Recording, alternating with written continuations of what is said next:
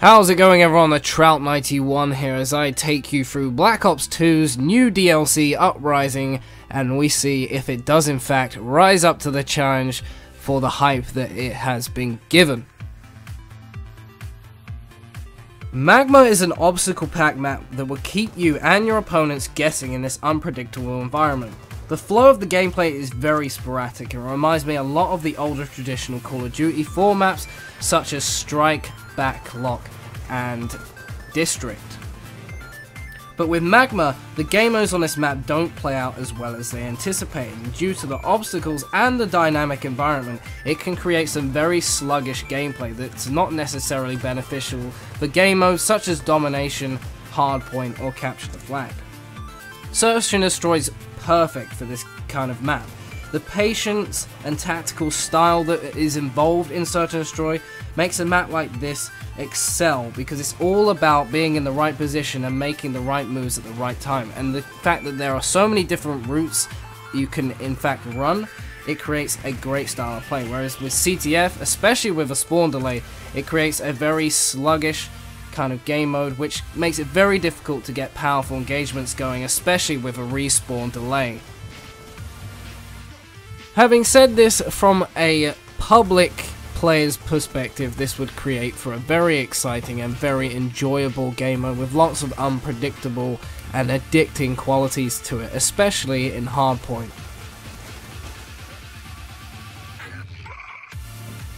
This is a very plain map that's satisfying for all sorts of players, but caters to those who have a finely tuned shot. It excels particularly in Search and Destroy as well as Hardpoint. However, spawn points are very cruel, and as an anchor it can be very difficult to hold down consistent spawn points. The center stage features the most entertainment value with an incredibly high octane hardpoint location with multiple entry points.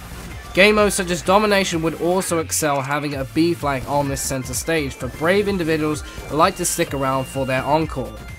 Large areas of the map, such as the back of the map that overlooks the Thames, was not utilized very well in Hardpoint and could have been done so if needed. I think if this area was utilized for Hardpoint, it would create a much more interesting game and would make the anchor role much more prevalent, as the momentum shifts between the two teams would have been far more common. In my opinion, from a public point of view, I would assume this map will be a fan favorite, as it suits both types of players: those who like to hunt for their kills, move about, chase people down, and make sure that their prey is good and taken care of, or those who are more the predator, sit back and let their kills come to them style. It will suit both sorts of parties who can do both sorts of things, especially in kill dependent game modes. Objective game modes also have those slayer roles that will be very prevalent, as there is a lot of angles to take on the center stage from, as well as moving about the map freely. Just make sure you have your sights up and you don't sprint round corners.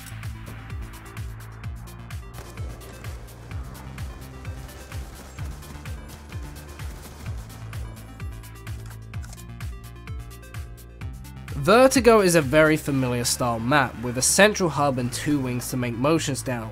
This map is perfectly built for Capture the Flag, with the victor being the person that can lock down the center building.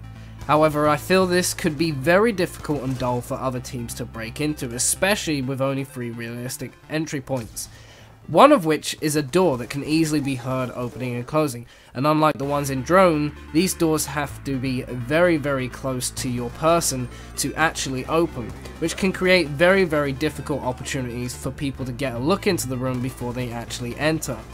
Hardpoint and Search and Destroy do not actually play out on this map very well, simply because there are not enough penetration points into each sort of objective. It can become very dull and tedious, and very easy to lock down each individual objective because there simply aren't enough ways into it, and it becomes a standoff in most situations. If they wanted a more competitive game in these game modes, they should have made more features available to and possibly unlocked a second tier of the map. Overall, for the big Domination fans, they'll find some high scoring gameplays, as the spawns are very predictable and don't change very often. Studio, Firing Range reincarnated, much to the joy of the fans, a map that satisfies the criteria of all the game modes that are Call of Duty. TDM, Free-for-all, Demolition, Domination, Search and Destroy, Hardpoint, Capture the Flag, all of these game modes and more play out beautifully on this map. With constant close quarter engagements and powerful long range face-offs, the team that can control the castle and the saloon buildings will generally find victory. However, keeping these locked down with all the new gadgets in Black Ops 2 may prove to be more difficult than expected. My one problem with this map doesn't utilise the bottom half of the map in hardpoint enough, which would help with the momentum shifts if it was a third hardpoint on that bottom location. And because of the small and clustered nature of the hardpoints, there isn't much need for an anchor when controlling the spawns, which is a huge part of hardpoint in itself. By introducing this new hardpoint, you create a more dynamic and strategical style of play in a map that is more centered around gunfights rather than your tactical approach. This was the strongest map of the four, and if they were going to put forward more maps for remastering, I would suggest Havana and Cracked, as they satisfy the strategical approach in all the game modes that it takes during a competitive matchup, and it can create exciting and diverse styles of gameplay.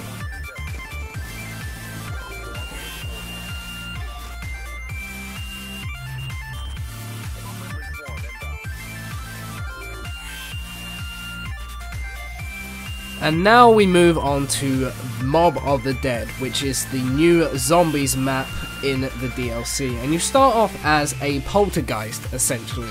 You have to revive yourself from the beginning and start up, and it all seems back to normal. And you think to yourself that maybe this is just a crazy way of Treyarch creating something more interesting to the beginning of the rounds. However, this is actually the new gameplay mechanic that you will be seeing later on in the gameplay. But first of all, you'll see on the wall exactly what you have to do. You're essentially trying to build yourself a plane and get yourself off the island. Evidently, it's not that simple in zombies, as you have to collect certain parts of the plane. So it all looks normal, nothing out of the ordinary, you know, just a crazy hell dog eating things. And eventually you're introduced to the gameplay mechanic of the poltergeist.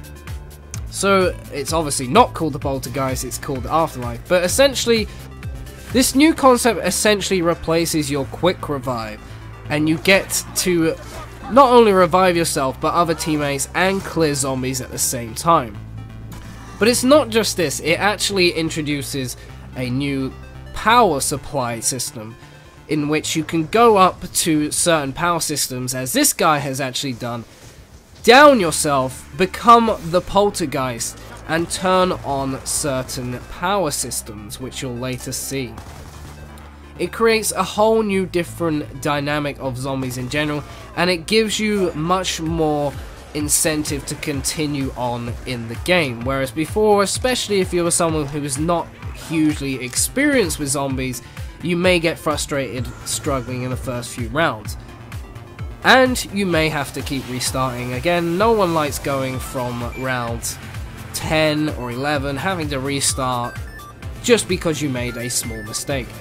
In a sense, it gives you more reason to keep going, because you do keep getting these lives back. For every round that passes, you get one extra attempt at the afterlife, so that you can keep turning on these machines and getting the power-ups. It's a very, very ingenious idea by Trout, and it's one that is catered very much to the newer audience and the casual members of the gaming world. My biggest fear about this, however, is the fact that it can be overwhelming at first. You may not understand what is going on, as I didn't really understand what I was doing at first.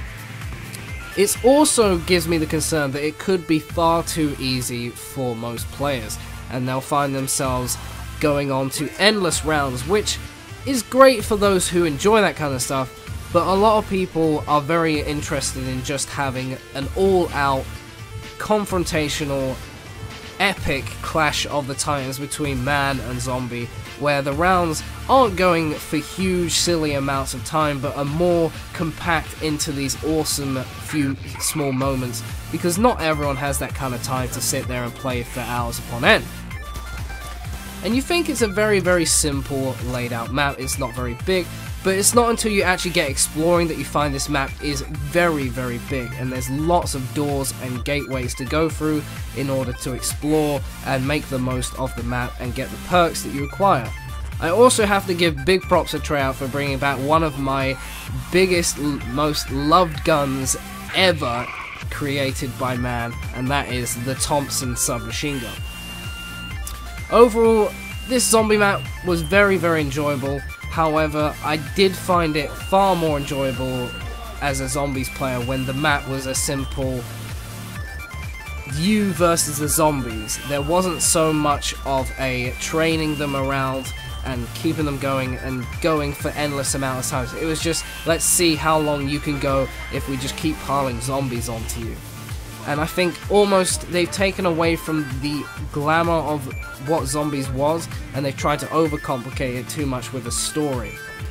This is only my general opinion, and I think they need to kind of go back to their roots, even though I do appreciate what they do with zombies, and I think if they can keep that ingenuity and imagination going, but keep it true to what zombies is, they'll have more and more epic clashes with the zombies titans.